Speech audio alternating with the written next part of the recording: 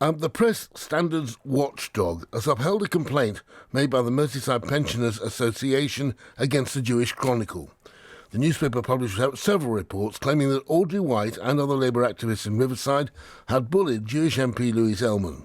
But the Independent Press Standards Organisation, IPSO, found the newspaper had failed to answer questions to substantiate the claims, and that the publication's conduct during the investigation was unacceptable.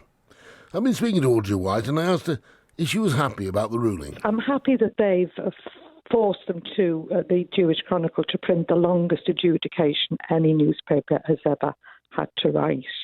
But the fact that 4 articles that were printed in as far back as February and March, with all these unsubstantiated claims, they said I was a liar, they said I bullied my MP, I'm a militant that led a group of other activists constantly interrupting Louise Ellman, and that they found after a 9-month investigation that there's no truth to these things. They've painted an awful picture of me, but it paints a terrible picture of our constituency and our party and our city.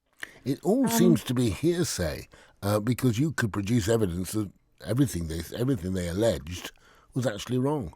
Yeah, I mean, they either fabricated out of fresh air, or they're fed these falsehoods. Because do you know why it's so bad? Because it's been repeated and repeated and repeated nearly every day since the election period started.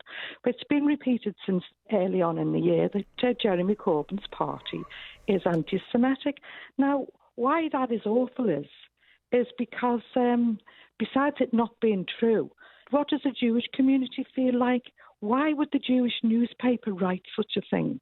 Because it's only making Jewish people feel afraid. Well, they do, I presume. As I say, it appears, from my reading of it, that the whole thing was hearsay, or somebody fed them some lines which were totally untrue, and they did not check them properly and didn't come to you to check it properly. I had a recording. I didn't know it was recorded. I feel awful, but I wouldn't record a meeting, but I'm glad somebody did. And totally exposed that Louise Ellman wasn't interrupted all the time, that we were very, very quiet and respectful, that you could actually hear a pin drop. Now, that's politically motivated. Why do people think it's okay to try to make out that we're bullies and thugs?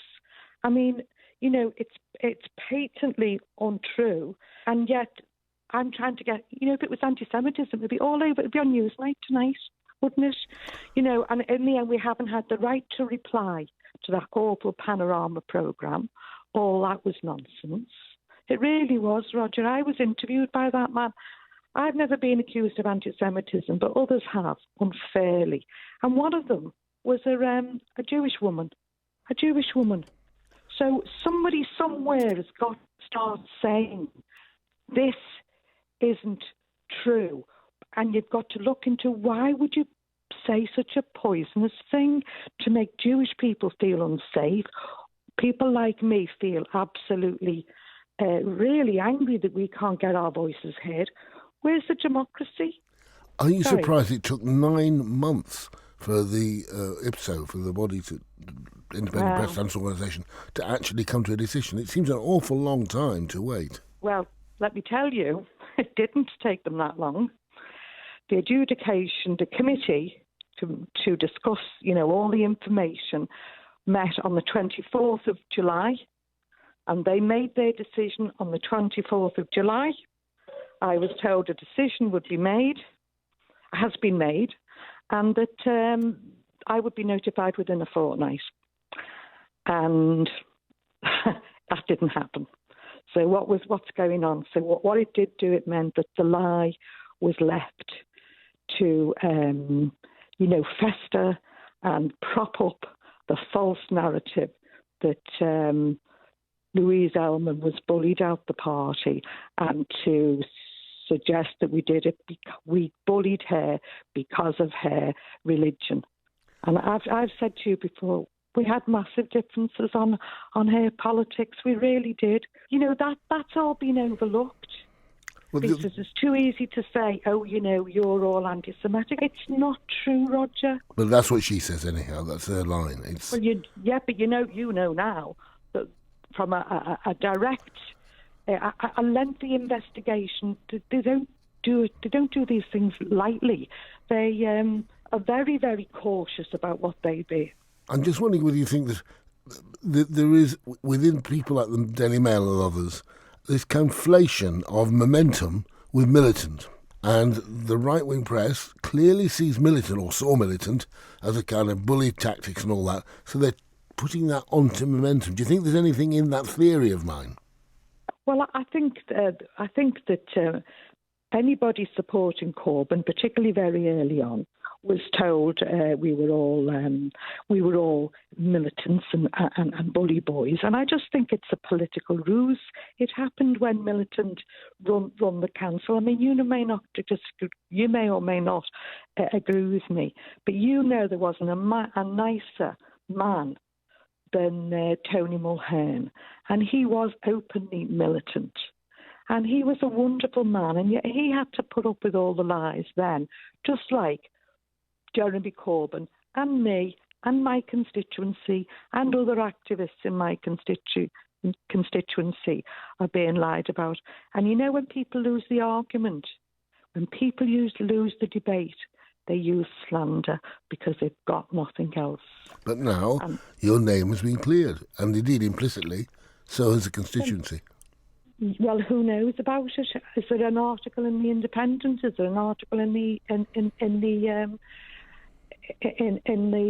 Times and the Guardian? I've sent letters to everybody. I've sent 200 notifications to press statements out, and there's absolutely nilch. The only people who are reporting on it are like the Canary have done a fabulous piece on it, and so has Squawk But the mainstream media, they are owned by multi-millionaires.